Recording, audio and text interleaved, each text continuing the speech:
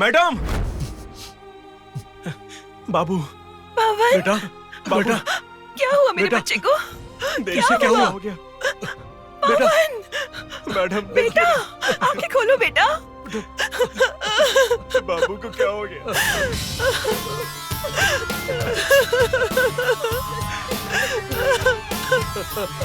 बेटा आंखें खोलो।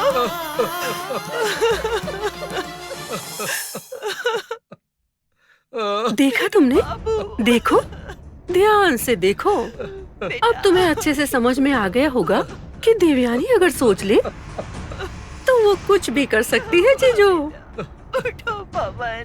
तुम्हारे इकलौते बच्चे को तुमसे दूर करके तुम्हें नर्क में धकेल दिया ना, सोचना भी मत कि मैं यहीं रुक जाऊंगी। मेरा अगला निशाना तुम्हारी पत्नी, तुम्हारी महालक्ष्मी है।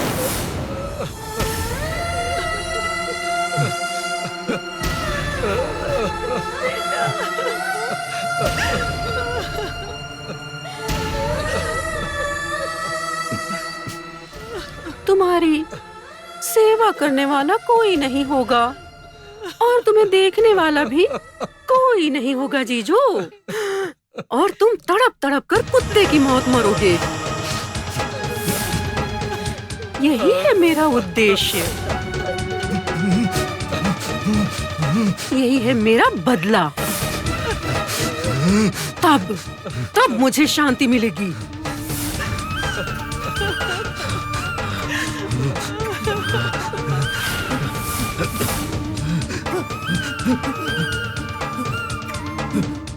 अरे अरे क्या हुआ आपको? क्या हुआ बेटा? अरे क्या हुआ आपको? क्या हुआ बेटा? क्या हुआ बेटी, आपको? जल्दी डॉक्टर को फोन लगाओ डॉक्टर को। बेटा बेटा बेटा, श्री राम, क्या हुआ बेटा? क्या हुआ तुम्हें? श्री राम, क्या हुआ बेटा? बोलो। हेलो डॉक्टर साहब।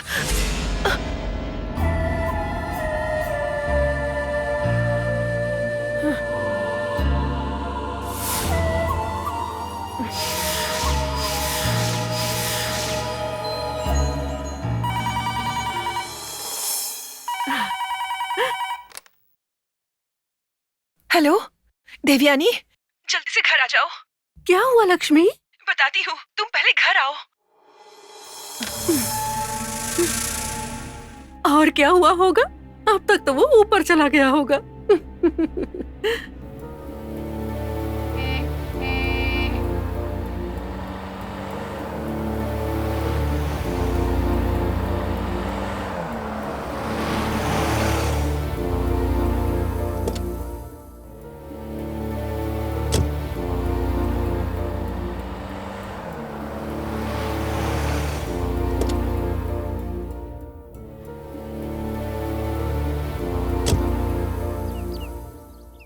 वॉचमैन। जी मैडम। बोलिए मैडम। बच्चे को क्या हो गया? बच्चा? हाँ वही, पवन को क्या हुआ? पवन अभी तक स्कूल से लौटा नहीं है मैडम। अब वो नहीं आएगा। बड़े साहब की तबीयत भी ठीक नहीं है। क्या हुआ बड़े साहब को?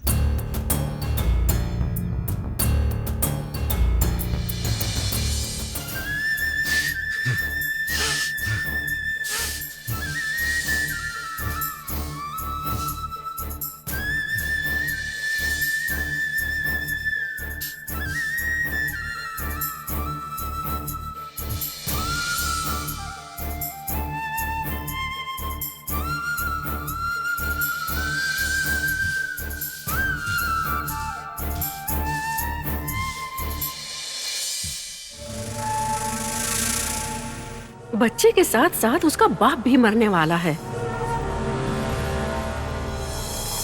अच्छा हुआ तुम आ गई देवयानी। तुम्हारे भैया। धीरज रखो लक्ष्मी, श्रीराम को कुछ नहीं होगा। डॉक्टर साहब चेक कर रहे हैं ना?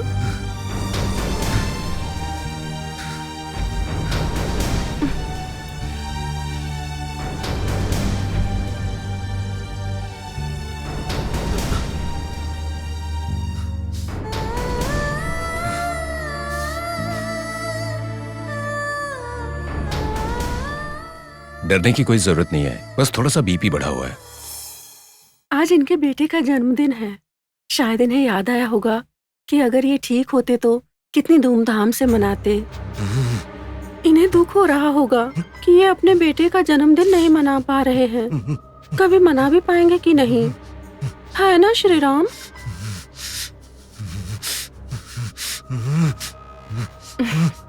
मिस्टर श्रीराम आपसे कुछ कहने की कोशिश कर रहे हैं।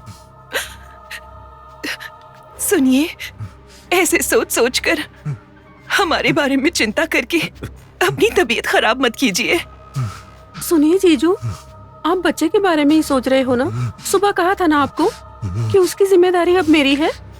उसको मैं आपसे भी ज्यादा ऊंचे स्थान पर लेकर जाऊंगी, ठीक है ना? डॉक्टर,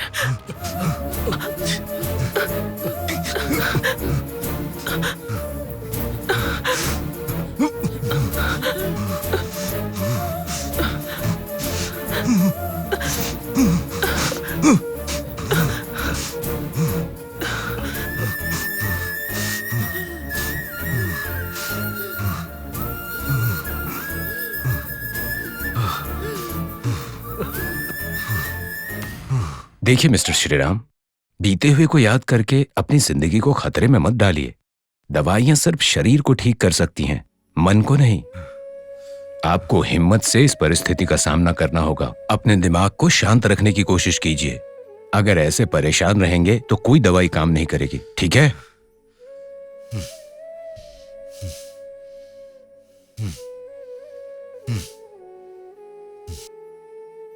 आप ये दवाइयां मंगवा लीजिए। मैं जो कर सकता था मैंने किया।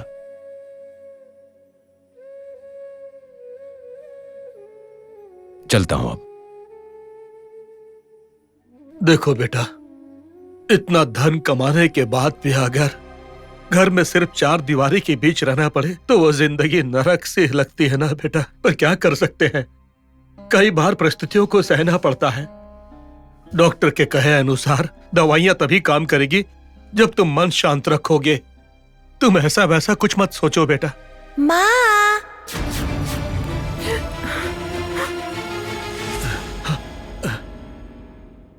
क्या हुआ? एक गाड़ी की ब्रेक फेल हो गई थी और वो बहुत स्पीड से आ रही थी। अगर थोड़ा सा लेट हो जाता तो पवन हमारे साथ नहीं होता। मैं वहीं पर था, एक आदमी भगवान की तरह आया और पवन को बचा लिया मैडम।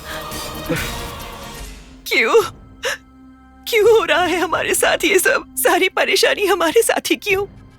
लगता है किसी की बुरी नजर लगी है।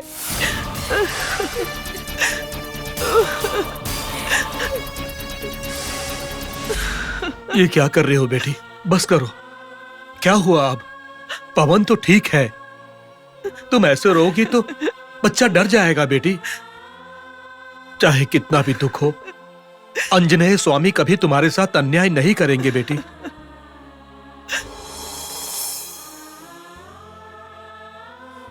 बेटा, ये तिलक किसने लगाया तुम्हें? दीदी ने लगाया माँ। दीदी ने? मुझे कुएं में गिरने से जिन्होंने बचाया था, वही दीदी। सच में? फिर तो आंजनेय स्वामी ने ही दीदी के रूप में आकर तुम्हें बचाया है। उठो बेटी और तैयार करो इसको। जन्मदिन का केक काटेंगे तो सबको खुशी मिलेगी बेटी। चलो उठो। चलो बेटा। मैडम, पवन को बचाने वाले इंसान को कुछ देकर भी हम उसका एहसान नहीं चुका सकते। आपसे कहकर कुछ दिलवा देता हूं, ऐसा बोलकर उन्हें यहां लाया।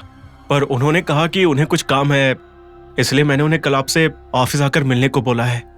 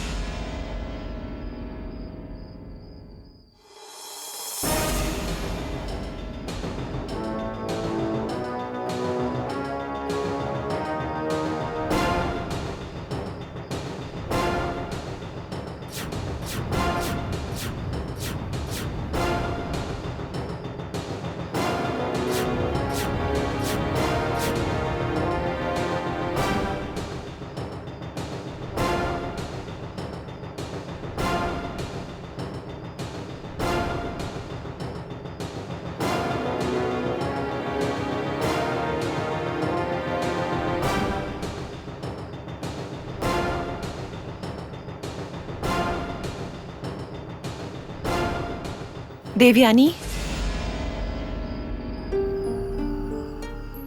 हाँ बोलो लक्ष्मी। क्या हुआ देवयानी? खाने के लिए बुलाया तो तुमने कहा कि भूख नहीं है। हाँ लक्ष्मी, सच में भूख नहीं है मुझे। मुझे पता है कि ऐसा क्यों लग रहा है। हाल ही में ऑफिस की जिम्मेदारियां भी तुम्हारे सर पर हैं। मुझे अच्छी तरह पता है कि वो बहुत बड़ा सिरदर्द है। एक तरफ तुम्हारे भैया की तबीयत भी सही नहीं है, ऊपर से पवन वाली घटना। तुम्हें भूख कैसे लगेगी? पर तुम्हें इस हाल में नहीं छोड़ सकती। मुझे देखो ना, कितना कुछ हो रहा है, पर साहस के साथ खड़ी हूं ना मैं। सोच रही हो कि ये हिम्मत कहाँ से आई? धैर्य ही निर्बल का बल है। इन सब के पीछे ढेर सारा धैर्य और हिम्मत अगर किसी ने दी है तो मेरे विश्वास को बनाए रखने वाले आंजनेय स्वामी ने ही मुझे दी है। चाहे मेरी बात हो या मेरे परिवार की, वो कभी अन्याय नहीं करेंगे। चलो देवयानी, तुम हमेशा हमारे सुख दुख में साथ रही हो, तो तुम्हारा अच्छा सोचने की जिम्मेदारी अब से मेरी है। अगर तुमने खाना नहीं खाया तो मैं भी नहीं खाऊंगी। लक्ष्मी चलो, चलकर खाना खाते हैं।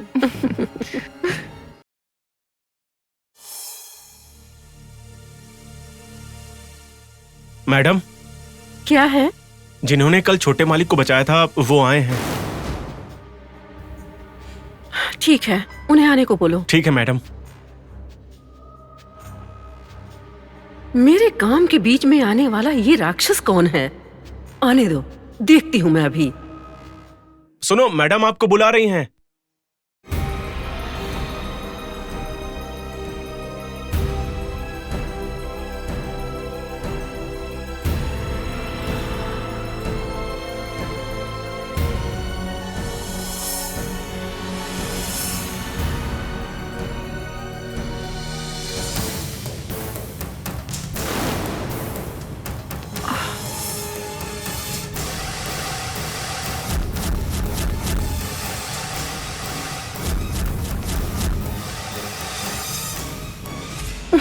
तुम?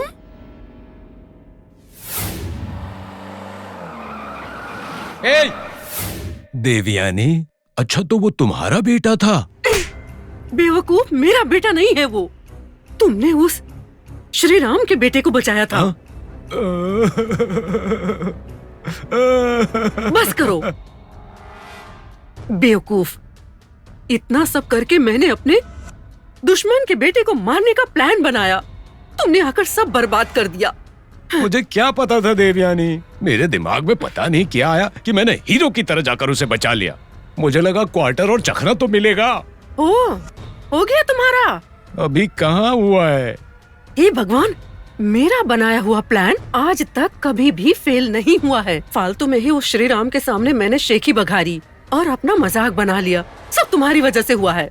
और इसीलिए देवयानी, अब से मैं तुम्हें दिखाई ही नहीं दूंगा कभी। बस मुझे क्वार्टर के पैसे दे दो, मैं वही पीकर मर जाऊंगा। ओह, इतना कष्ट क्यों उठाओगे? उस दारू में थोड़ा सा जहर मिलाकर मैं ही तुम्हें मार देती हूँ। मतलब सच में तुम ऐसा करोगी? चुप करो। देखो, मेरी बात एकदम ध्यान से सुनो। अब से प्लान मेरा और काम तुम्हारा। उनके दुख और हमारी खुशी, हर समय हमें सोचना है। हर पल हमें देखते हुए उसे नर्क का एहसास होना चाहिए। पल पल उसकी मौत होनी चाहिए। पल पल उसे मरते हुए देखकर मुझे बहुत मजा आएगा। समझ रहे हो ना? क्वार्टर भी आ जाएगा। चाहे जैसे भी हो, हम दोनों फिर से मिल गए। अब तुम बस देखती जाओ इस लंकेश का कमाल।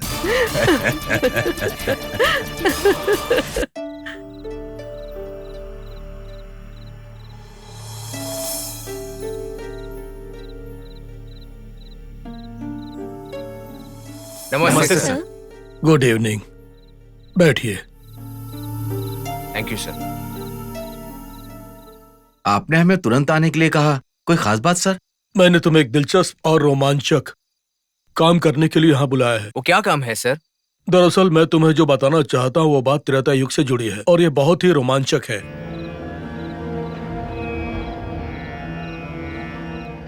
त्रेता युग के बारे में तो पता है ना तुम्हें? त्रेता युग से?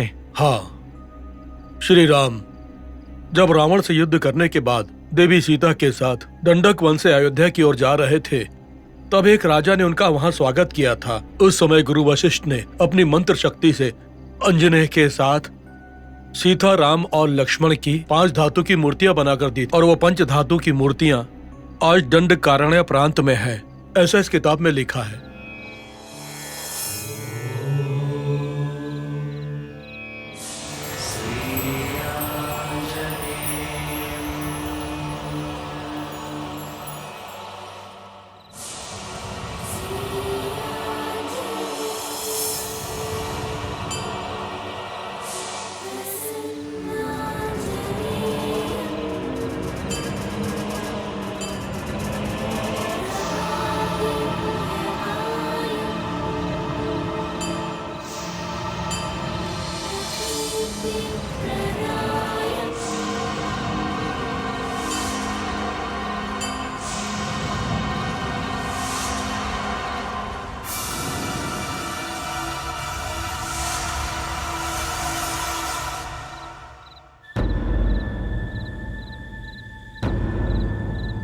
कब था त्रेता युग और कब थी पंचधातु मूर्तियां? ये अविश्वसनीय है। मुझे पता था तुम लोग ऐसा बोलोगे, किंतु द्वारिका नगरी समंदर में जलमग्न हो गई थी, और इस बात को आप लोग मानते हो ना? जी हाँ सर। तो सभी पौराणिक कहानियों को हम लोग ऐसे नजरअंदाज करेंगे तो क्या होगा? उन पंचधातु मूर्तियों की क्या खासियत है सर? Good question. गुरु वशिष्ठ के मंत्रों से पर्वत जैसे शक्ति से बनी अद्भुत मूर्तियां हैं वो, तथा वो मूर्तियां अंजनेय स्वामी के जीवित रूप का प्रतीक हैं। मंत्र शक्ति से क्या मूर्तियों में इतनी शक्ति होती है? अब वो भी इतनी सदियों के बाद? होती है, क्योंकि जो आकर्षण किसी और मंदिर में नहीं है, वैसा अद्भुत आकर्षण तिरुपति मंदिर में है। बताओ ऐसा क्यों? आदि शंकराचार्य ने मंत्र शक्ति से श्री चक्र को स्वामी की मूर्ति के नीचे स्थापित किया था। इन्हीं सब कारणों की वजह से मंत्र शक्ति शब्द तरंगों के रूप में हमेशा ही चारों तरफ फेरी लगाती रहती है। इस मंत्र की शक्ति का आंजनेय स्वामी की उन मूर्तियों की रक्षा में होना मुझे तो बस अनुमान ही लग रहा है सर।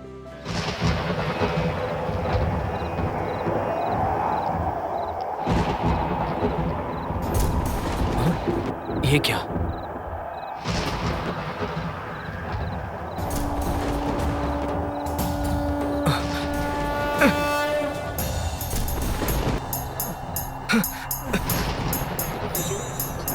तूफान आ रहा है। चलो चलते हैं यहां से।